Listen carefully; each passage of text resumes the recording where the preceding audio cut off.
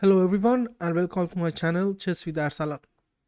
Following the previous video, the link will be up there. We are going to see how to attack in chess, and we are focusing on how to attack on an uncastled king which is on the e file. And this third example, which was played between William Steinitz and Van Bardelben, is actually one of the most beautiful combinations of the 19th century. So this game was played in the Hastings International Master Tournament in the round 10. And we are following the game after move 14, where black played f6 in this position. So black is trying to play f6, king f7, rook somewhere, and then put the king on safety on g1. This is called artificial castling in chess. So why black is doing so? Because white will not allow normal castling in this position. For example, after queen to d7, defending the knight on e7, white will increase the pressure with queen e2, and you have no way to further protect this knight on e7, and you cannot castle. So this is the problem. That's why in this position black is actually forced to play f6 and try to go artificial castling. So queen e2 anyway, queen to d7, and here white played rook a to c1. And an inaccuracy by black.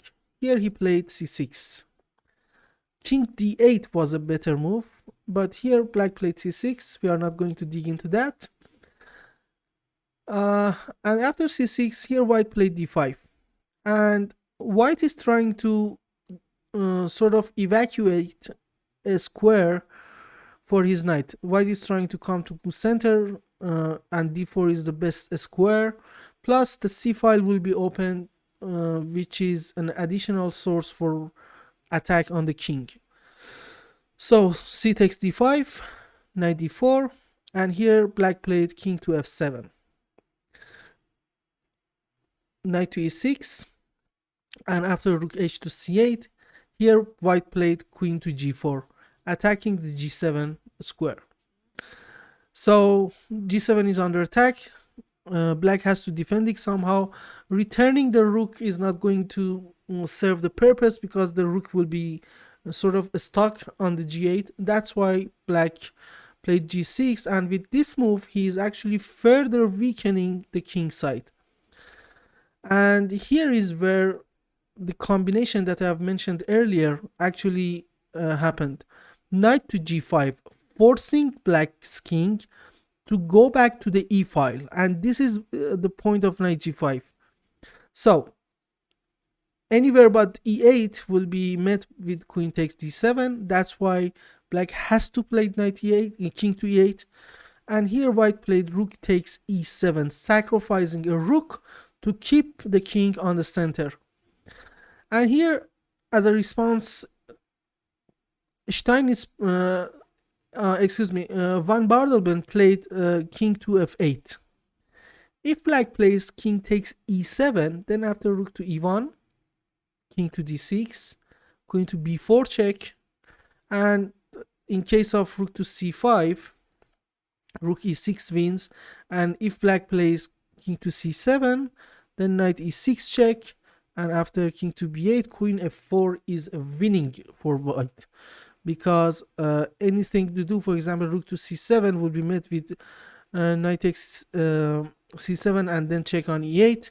That's why after rook takes e7, black did not take on e7, and he played king to f8, and here white played rook f7.